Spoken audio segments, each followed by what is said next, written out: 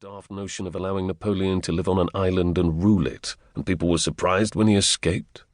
The idiots, he muttered. What was that, Lieutenant? Nothing, sir. Speaking to yourself again, O'Neill. His commanding officer looked up from his desk with a twinkle in his eye. Yes, sir. That's very cathartic, sir. If you say so. Tobin smiled. He still couldn't believe he was an officer now, and serving on Wellington's staff at that. Tobin's former master, the Duke of Waverley, had bought him a commission on a whim so he could help search for one of their lost brethren, as the group of soldiers liked to style themselves. It had turned out that the missing man was not lost after all, but on a secret mission for Wellington.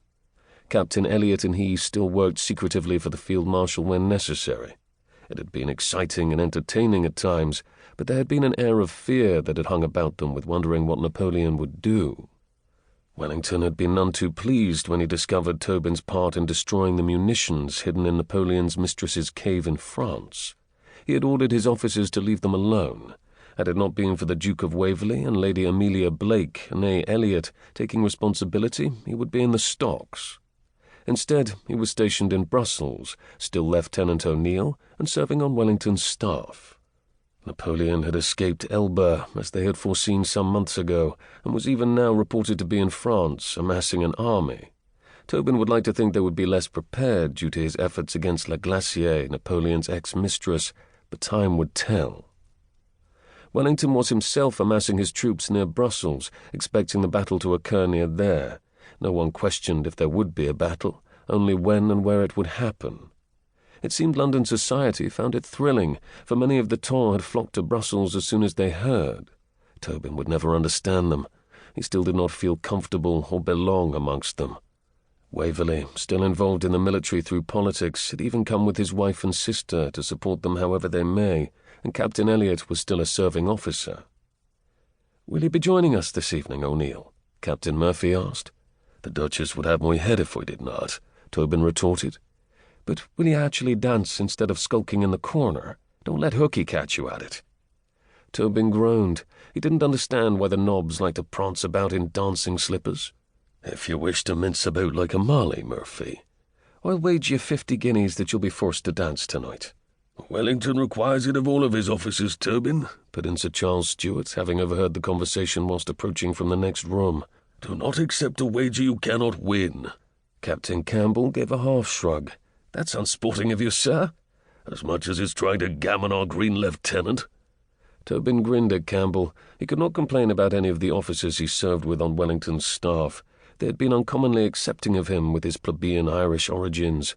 He had been a batman, for goodness sake. "You had better go and start polishing your boots, O'Neill." Tobin cursed at Campbell in Gaelic, even though he was fond of him. He knew the ribbing was good-natured. "I will make certain His Grace does not have anything more urgent for me to do before I haul my own bathwater, polish my boots, and brush my coat." "My father and sister have arrived from Vienna with Wellington. I would like to introduce you to them tonight. Promise me you'll ask my sister to dance if she has a wallflower." "That was most underhanded, Campbell, wagering I would be forced to dance than asking me to partner your sister. However, you should respect your sister's toes and dignity more." His friends smiled and winked at him as Tobin put on his hat to leave headquarters. Wellington was nowhere to be found, so Tobin went out into the beautiful spring weather and strolled the few streets to where the Duke and Duchess of Waverley had taken a house on the Rue de Loire. Normally Tobin would have quartered with Wellington's staff, but there were so many of society there in Brussels that those who had families stayed with them. As Tobin walked across Le Parc, he still could not but wonder about how swells could hold balls when war was on their doorstep. Wellington always said it kept the men's minds diverted. One cannot war all of the time. Perhaps it did. Tobin would never understand. Now he was caught between the two worlds. He was no longer a servant, yet he would never be a gentleman. When he had been invited to Wellington's staff, the great man himself had reminded Tobin that he himself was Irish.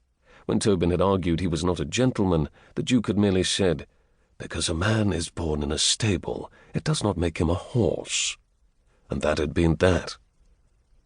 When Tobin arrived at the large white stone house, the outside looked calm, with bright blooms pouring from its terrace baskets in pinks and reds. Inside, it was at 6s and 7s, as one would expect on the day of a ball.